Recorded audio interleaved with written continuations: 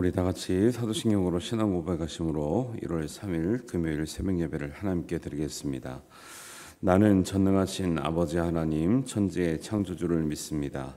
나는 그의 유일하신 아들 우리 주 예수 그리스도를 믿습니다. 그는 성령으로 잉태되어 동정녀 마리아에게서 나시고 본디오 빌라도에게 고난을 받아 십자가에 못 박혀 죽으시고 장사된 지 사흘 만에 죽은 자 가운데서 다시 살아나셨으며 하늘에 오르시어 전능하신 아버지 하나님 우편에 앉아 계시다가 거기로부터 살아있는 자와 죽은 자를 심판하러 오십니다. 나는 성령을 믿으며 거룩한 공교회와 성도의 교제와 죄를 용서받는 것과 몸의 부활과 영생을 믿습니다. 아멘.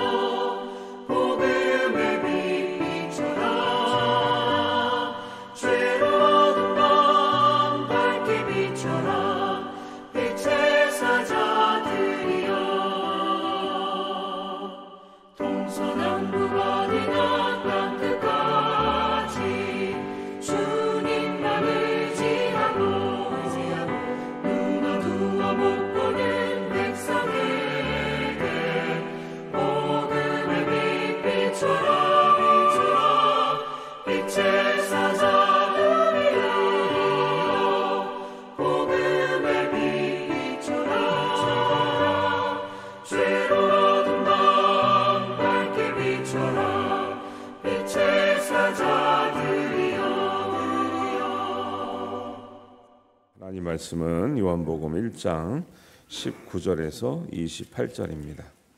한 목소리로 봉독하겠습니다. 유대인들이 예루살렘에서 제사장들과 레위인들을 요한에게 보내어 내가 누구냐 물을 때에 요한의 증언이 이러하니라. 요한이 드러내어 말하고 숨기지 아니하니 드러내어 하는 말이 나는 그리스도가 아니라 한데 또 묻되 그러면 누구냐 내가 엘리야냐 이르되 나는 아니라 또 묻되 내가 그 선지자냐 대답하되 아니라 또 말하되 누구냐 우리를 보낸 이들에게 대답하게 하라. 너는 내게 대하여 무엇이라 하느냐 이르되 나는 선지자 이사야의 말과 같이 주의 길을 곧게 하라고 광야에서 외치는 자의 소리로다 하니라. 그들은 바리새인들이 보낸 자라. 또 물어 이르되 내가 만일 그리스도도 아니요 엘리야도 아니요 그 선지자도 아닐진데 어찌하여 세례를 베푸느냐. 요한이 대답하되 나는 물로 세례를 베풀거니와 너희 가운데 너희가 알지 못하는 한 사람이 있었으니 곧 내 뒤에 오시는 그니라. 나는 그의 신발끈을 풀기도 감당하지 못하겠노라 하더라. 이 일은 요한이 세례 베풀던 곳 요단 강 건너편 베다니에서 일어난 일이니라. 아멘. 네. 우리 청소년기에 학생들을 지도할 때 가장 중요하게 가르치는 게 있는데 공부의 문제가 아니고요. 자기가 누구냐라는 거에 대한 답을 찾게 하는 게 굉장히 중요하다고는 알고 계시죠? 그거를 찾은 애들은 인생의 목적을 발견하면 뭔가 열심히 할 수 있는 근거가 생겨요. 근데 학생들이 머리가 나빠서 형편이 안 좋아서 못하는 게 아니고 자기가 무엇에 자기 인생을 걸어야 될지, 무엇을 위해 살아야 될지, 자기가 왜 이 땅에서 살고 있는지를 잘 모를 때 방황이라는 게 있는 거죠. 근데 우리가 청소년이라고 말하지만 사실은 어른도 똑같습니다. 그래서 외국의 경우는 이제 이렇게 어릴 때부터 교제를 자유롭게 하게 한다 그래요. 여자친구도 많이 만나고 남자친구도 많이 만나고. 오히려 외국 사람들이 막 자유분방할 것 같은데 결혼하면 오히려 가정에 충실하는 게 있대요. 우리나라는 옛날에 어릴 때 남녀 7세 부동석이라 가지고 그냥 옆에도 못 가게 하잖아요. 이게 늦바람이 난대. 동양 사람들 늦바람이 나는 경우가 많대요. 왜? 어릴 때 하도 금지당하는 게 많아가지고. 오늘 말씀을 보니까요. 계속 나오는 질문이 뭐죠? 너는 누구냐? 사람들이 계속 물어보는 거예요. 그리스도인의 정체성 중요합니다. 교회를 오래 다녔지만 자기가 누군지를 몰라요. 하나님은 대해서는 알았지만 하나님과 자기의 관계에서 내가 누군지 안다는 것은 내가 지금 어디로부터 왔고 어디를 가고 있고 내가 지금 이 땅에서 어떻게 살아야 되는지를 알고 있다라는 거예요. 그래서 사도행전에 보면 믿는 사람들을 그리스도인이라 불림을 처음 그렇게 부르게 됐다는 데가 안디옥 교회에서 처음 그렇게 그리스도인이라 불림을 받았대요. 그리스도인이라고 하는 것은 말 그대로 그리스도 그 사람을 보니까 예수님 같은데 이렇게 보인다는 거죠. 그리고 예수님이 말씀하셨던 것처럼 사는데 왜냐하면 그렇게 산 사람이 옛날이지만 예수님이 계시고 나서 가신 지 얼마 안 됐지만 말씀대로 산 사람이 많았을 것 같아요. 적었을 것 같아요. 제가 볼 때 많지 않았을 거라 생각해요. 그러니까 이상한 거죠. 야, 사는 사람들은 아무리 예수님을 따라다녔지만 말씀대로 살진 않는데 야, 저 사람들은 야, 말씀대로 산다. 예수님을 보는 것 같다. 그래서 이름이 뭐예요? 그리스도인이에요. 그리고 그들은 뭐라냐면 그리스도를 계속 소개하는 거죠. 저 사람들을 만나기만 하면 예수님이 어떻고 예수님이 옛날에 어땠고 우리에게 하신 말씀이 어떻고 예수님이 다시 오실 것이고 예수님의 말씀대로 살면 우리가 어떻게 변화받고 내가 어떻게 변화받아서 이렇게 살고 있다라고 계속 그리스도를 얘기하고 있는 거죠. 그래서 이름이 뭐예요? 그리스도인인 거예요. 여러분이 그리스도인이면 이런 것에 대한 해답을 분명히 가지고 있어야 되고 예수님을 소개해야 되고 우리를 통해서 예수님의 향기가 나야 될 줄 믿습니다. 그렇게 노력하면서 사는 거죠. 완벽하지 않더라도. 세례 요한이 예수님을 참 빛이라 계속 소개하고 다니는 거예요. 또 그 예수님이 지금 사람들은 예수님인지 모를 때부터 그분이 오시면 아니면 그리스도가 오시면 계속 이 얘기를 하고 있는 거죠. 그리스도는 참 빛이고 참 진리시고. 그러니까 사람들이 이상하게 생각하죠. 저거 누구를 지금 말하는 거냐? 자기를 얘기하는 거냐? 사람들이 이제 오늘 본문에 보면 유대인들이 예루살렘에서 제사장들과 레위인들을 요한에게 보내서 자기네들이 물어보지 못하죠. 왜? 권한이 없는 거죠. 바리새인이나 제사장 정도 돼야 레위인 정도 돼야 요한에게 넌 누구냐? 그다음에 정리를 해줄 수 있는 거죠. 왜냐하면 성경을 알고 그만큼 영적인 종교적인 지도자 입장이 있으니까 좀 저 사람이 도대체 누군지를 좀 알려달라고 부탁을 한 거예요. 사실 약간 불순한 의도도 있었던 것 같아요. 왜냐하면 아니 저 사람이 자기가 선지자 행세를 하고 다니는 것 같기도 하고 그리스도라고 말하면서 저건 소개하는 것 같기도 한데 자기를 말하는 것처럼 말할 때도 있고 그다음에 왜 이런 생각이 많이 드냐면 당시에 우리가 세례 요한은 그냥 세례 요한이 그냥 광야에서 지냈나 보다 하지만 그 당시에는 세례 요한이 군중들에게 인기가 굉장히 많았습니다. 그래서 세례를 받을 때 그냥 몇 명 나와서 받은 게 아니라 마가복음 1장 5절에 보면 온 유대 지방과 예루살렘에 사는 사람들이 다 나와서 세례 요한에게만 세례를 받는 거예요.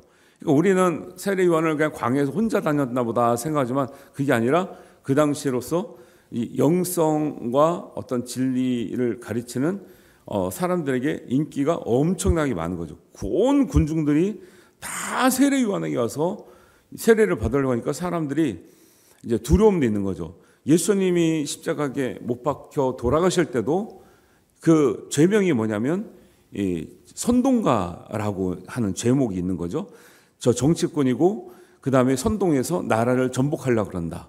막 이런 이 별명이 붙은 거죠. 왜냐하면 너무 많은 사람들이 따라다니니까. 그런데 예수님 전에 바로 그런 모습을 보였던 사람이 세례 요한인 거죠. 온 유대 지방과 예루살렘에 나와서 사람들이 세례를 받고요. 그래서 마태복음 6장 1절에 가면 주기도문을 가르쳐 주시기 전에 왜 그걸 가르쳐 줬냐면 제자들이 이 얘기를 했어요. 요한이 자기 제자들에게 기도를 가르친 것과 같이 우리에게도 기도를 가르쳐 주옵소서 이렇게 말했거든요. 그러니까 그 당시로는 기도하면 누구다? 세례 요한이다. 세례 요한이 가르쳐준 기도대로 하면 뭐 은혜를 받는다, 응답이 된다, 하여튼간에 뭐 신앙이 좋아진다 이런 얘기를 해서 좋은 기도문이 있었던 것 같아요. 그러니까 세례 요한을 따라다니는 사람들은 기도하는 어떤 특징이 있었나 봐요. 그러니까 예수님을 따라다니는 제자를 볼 때, 세례 요한은 막 기도도 가르쳐주고 우리 오늘날로 말하면 통속기도도 가르쳐주고 무슨 기도도 가르쳐주고 했던 것 같은데 예수님은 어떻게 기도하라는 말을 안 하시는 거예요. 그래서 제자들이 물어보죠. 요한의 제자들은 저렇게 멋있게 아니면 저렇게 깊게 저렇게 넓게 기도하는데 우리는 왜 기도 안 가르쳐 주시나요? 그러니까 예수님이 그때 하신 말씀은 너희는 이렇게 기도해라. 세례 요한의 제자들은 저렇게 기도하지만 너희는 이렇게 기도해라. 해가지고 가르쳐 주시는 말씀인 거죠. 그게 이제 내용 이제 여러분 아시는 것처럼. 그리고 마태복음 9장 14절에 보면 이제 모든 제자들의 관심이 누구에게 향했냐면 세례 요한에게 갔겠는 거예요. 왜냐하면 보세요. 제자들이 마태복음 9장 14절에 뭐라고 얘기하냐면 요한의 제자들이 예수께 나와서 얘기하는 거죠. 요한의 제자들이 얘기하는 거예요. 예수님 이제 그때까지만 해도 요한의 제자들밖에 없어요. 주류가.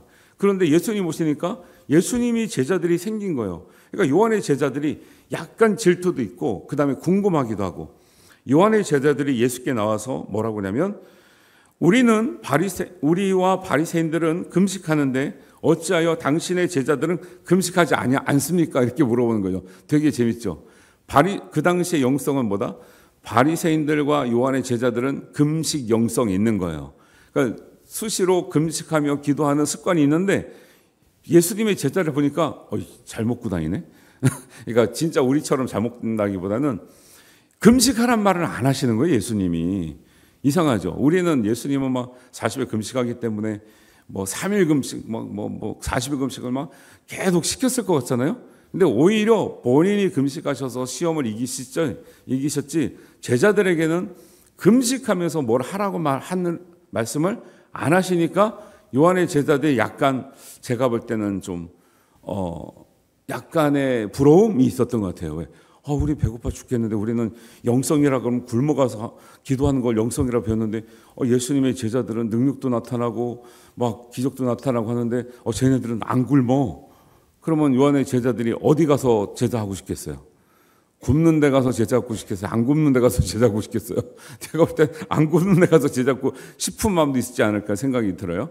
왜 우리는 금식하는데 왜 예수님의 제자는 금식 안 합니까? 이 말이 뭔 뜻이에요? 열받는다 이거죠. 근데 예수님께서 뭐라 그래요? 그때 하신 말씀이 세술은 세부대에 담아야 된다는 거예요. 그러니까 지금 이 시대는 우리 여러분들 잘 생각하세요. 제가 금식하지 말라는 소리가 아니에요. 저도 1년에 한 번쯤은 연말에 이렇게 금식기도 가기도 하는데 올해 작년에 바빠서 못 갔죠. 또 올해 1월 달에 가려고 했는데 뭐가 자꾸 있어요. 그래가지고 못 가고 있는데 금식을 뭘 하면 어떻게 된다 이런 차원이 아니라 자기 수련을 위해서 하는 거죠. 근데 예수님의 제자들은 그렇게 그런 거 어떤 기도문 어떤 형태로 기도하라 말씀도 안 하셨죠? 금식하라고 말씀도 안 하시죠?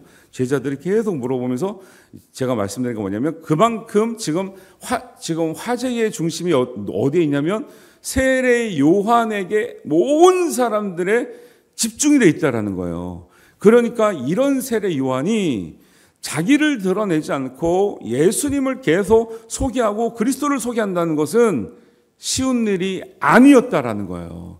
그리고 사람들이 원해서 하는 일도 아니고 세례 요한은 진짜 말씀을 깨달았기 때문에 자기가 누구인지를 알았기 때문에 자기 역할이 무엇인지 알았기 때문에 그리스도를 참 빛이라 그리스도라 참 진리라 소개하고 있다라는 거예요.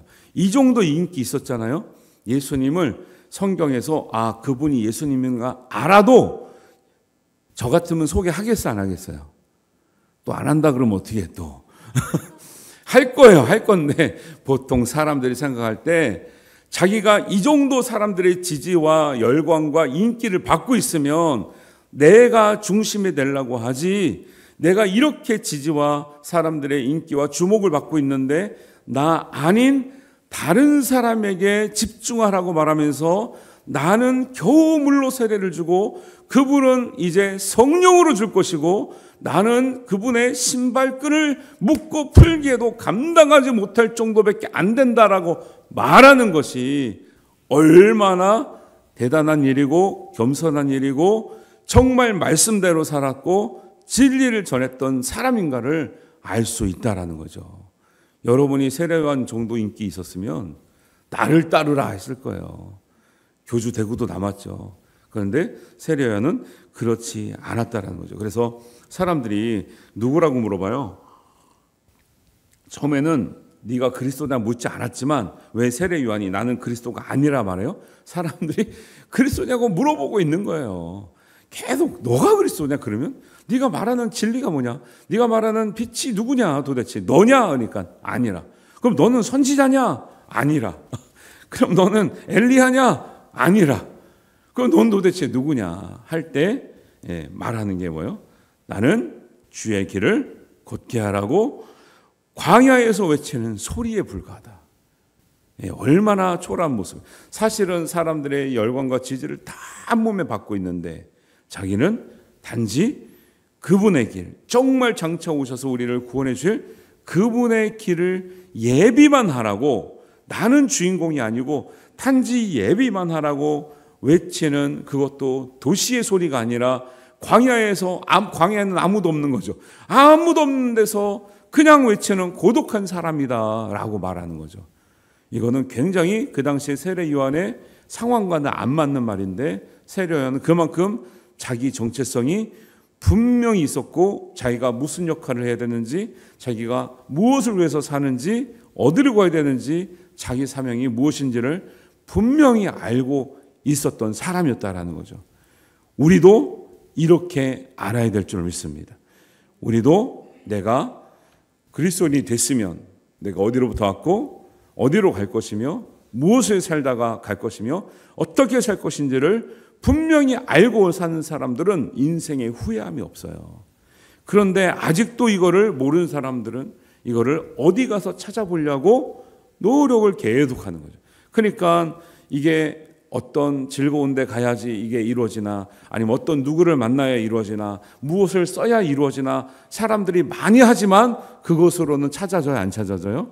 안 찾아지고 진정으로 인격자 되시는, 인격적으로 하나님을, 예수님을, 성령님을 만나는 사람이라야 이 문제가 해결되는 줄 믿습니다. 그래서 이런 고민이 있으신 분들은 말씀을 붙들고 씨름하는 거예요. 그래서 신앙이 없다가도요, 교회를 안 나와도 말씀을 붙들고 진정으로 씨름하는 사람들은 예수님을 만나요. 그리고 교회를 나오게 되죠. 근데 오늘날은 어떻게 돼요? 거꾸로 교회를 나오다가 말씀으로 씨름을 안 하다 보니까 교회와 멀어지는 거예요. 예수님과 멀어지는 거예요. 이거 완전히 거꾸로 가고 있는데 이게 마치 당연한 것처럼 사람들이 여기고 있는 거죠. 코로나 이후로 사람들이 많이 그렇게 됐죠.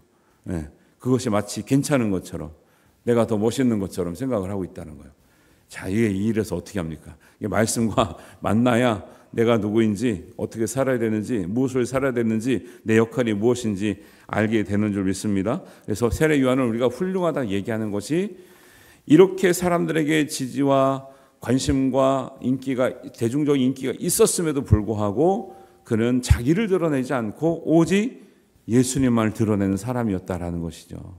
여러분도 여러분이 아무리 인기 있고 여러분이 아무리 능력이 있어도 주님이 더 드러날 수 있도록 우리 신앙생활 하시게 되기를 바랍니다. 그래야 그리스도인이라는 거죠. 우리에게 그리스도가 더 드러나지 않고 그리스도 인격이 드러나지 않고 그리스도의 소개가 되지 않으면 누가 우리 보고 그리스도인이라고 하겠습니까? 그러니까 그리스도인이라고 그 세례 요한은 감추고 살았대요? 드러내고 살았대요? 그리스도, 내가 주님을 소개하는 사람인 것을 드러내잖아요. 예, 뭐 감추고 이러지 않잖아요. 우리 회사 가거나 여러분 이렇게 사회에서 만나면 예수 믿는다고 교회 다닌다고 말해요, 안 해요? 네, 감사합니다. 어떨 때는 이제 불편할까봐 말 안 하는 경우도 있잖아요. 그럼 말하면은 사람들이 그렇구나 하면 되는데 꼭 뭐라 그래. 그러면 이제 약간 빈정거리듯이 막 질문도 하고 막 그러네. 교회는 뭐 그렇다며? 야, 요즘 교회가 뭐 신문에 나니까 뭐 목사야도 뭐 어쩌고저쩌고 막 계속, 아니 교회 다닌다고 말만 했을 뿐인데 계속 자꾸 그런 질문을 하잖아요. 뭔가 교회 문제는 다 우리한테 막 얘기하고 그냥 불편하시니까 얘기도 안 할 때도 있는데, 그래도 여러분 우리가 믿는 것에 대해서, 그리스도인인 것에 대해서, 교회 다니는 것에 대해서 말해도 부끄럽지 않고 오히려 물어보는 사람들에게 그 갈증과 궁금함과 답답함을 해소해 줄 수 있는 시원한 복음을 가진 여러분들이 되시길 바랍니다. 예, 그런 정도는 할 수 있어야 또 해야 된다라는 거죠. 우리가 어리지 않잖아요. 우리가 학생이라면 부끄러움도 있고 창피함도 있고 나 자신의 정체성 안 생길 때는, 예, 학교 가서 요즘 애들은 믿는 애들도 몇 명 없대. 그래서 기도하고 밥 먹는 애가 이때 없대요? 별로 없대. 그리고 믿어도 민망해서 기도를 못한다는 말을 많이 하더라고요. 왜? 기도하고 있으면 또 와가지고 또 옆에서 또 뭐라 그런대. 너 뭐하냐? 너 뭐하냐? 너 그러면 너 교회 다니는데 너는 왜 성적은 왜 그렇고 너는 왜 운동은 못하고 너는 뭐 자꾸 이런 소리 하니까. 그러니까 애들 어릴 때는 뭐든지 이렇게 힘든 거죠. 그러나 여러분 정도 됐으면, 우리 정도 됐으면 믿는 것에 합당하게 살고, 믿는 것이 부끄러움이 되지 않도록 살고, 믿는 것이 향기가 돼서 살고, 안 믿는 사람에게 세례 요한처럼 예수님을 증거하며 살며 소개하며 살 수 있게 되기를 바랍니다. 이런 사람들이 그리스도인이라고 하는 거죠. 그래서 세례 요한은 모든 사람의 관심은 자기에게 있었지만 자기를 드러내지 않고 예수님만을 드러내며 예수님만을 더 높이고 자기는 신발끈을 풀기에도 감당하지 못할 사람이라고 이렇게 고백했던 이런 이제 사람이라는 거죠. 그래서 신앙은 영적으로만 뛰어난다고 되는 게 아니라 자기의 정체성과 인격이 같이 조화가 돼야 돼요. 이게 안 되면 믿어도 덕이 안 돼요. 결코 그 예수님이 보세요. 금식하라 말도 하지 않고 어떤 기도문도 가르쳐주지도 않고 기도의 형식도 가르쳐주지 않는 이유가 있죠. 그런 것이 그 당시에는 사람들이 영성인 줄 알았어요. 근데 예수님은 전혀 그런 거 안 가르쳐주거든요. 물어보니까 겨우 그래? 너희들이 그게 진짜 필요해? 그러면 이렇게 기도해라? 얘기했죠. 그러니까 왜 금식 안 합니까? 왜 기도도 안 가르쳐줍니까? 그러니까 예수님은 또 독특한 거죠. 진짜 하나님의 아들인데 세례 요한이 잘못된 거 아니잖아요. 근데 세례 요한이 했던 스타일의 그런 스타일을 가르쳐주지 않은 거죠. 세술은 세부대에 담는다고 하면서 정말로 인격적인 방법으로 정말 하나님과의 관계 중심의 말씀을 풀어주시는 거죠. 그래서 마태복음의 산상순에 나오잖아요. 너희는 이렇게 하라고 들었으나, 율법에서는 너희가 이렇게 들었으나 나는 너희에게 말한다. 예를 들면 모세오경에 이혼한 사람 이혼 증서를 써주라고 너희는 들었으나 이혼을 하는 자마다 죄 짓는 자다 말을 하고 있잖아요. 그러면 예수님이 율법을 안 지켜도 된다고 말씀하시는 거냐? 그렇게 아니라 그랬죠. 율법을 넘어서 율법이 추구하고는 진짜 하나님께서 말씀하셨던 근본 취지와 근본적인 의미를 더 잘 지키도록 말씀하셨지, 너희가 들었으나 나는 이렇게 말한다고 해서 너희가 들은 대로 하지 말라고 말씀하셨던 것이 아니었다는데 산상수훈 읽어보시면 그런 말씀이 굉장히 많이 나와요. 너희는 이렇게 들었으나 나는 너희에게 이렇게 말한다. 이렇게 말하는 게요, 한두 군데가 아니죠. 예. 살인하지 말라고 너희가 들었으나 형제를 미워하는 자마다 다 살인하는 자다. 율법은 살인을 해야 살인이거든요. 예수님은 살인을 안 해도 살인이에요. 예. 율법은 간음해야 간음이거든요. 근데 예수님은 간음 안 해도 간음이야. 음욕만 부어도 간음이래. 그러니까 율법이 약해진 거요, 더 세진 거요? 세진 거예요. 그게 원래 완성됐다고 하는 거죠. 세졌다는 게 강압했다는 게 아니라 더 완성의 의미를 가지고 있지, 예수님이 결코 그렇게 하지 않는다고, 전통적으로 하지 않는다고 해서 율법을 소홀하게 여기거나 안 지키시는 분이 아니었다라는 것을 우리가 잘 알아야 됩니다.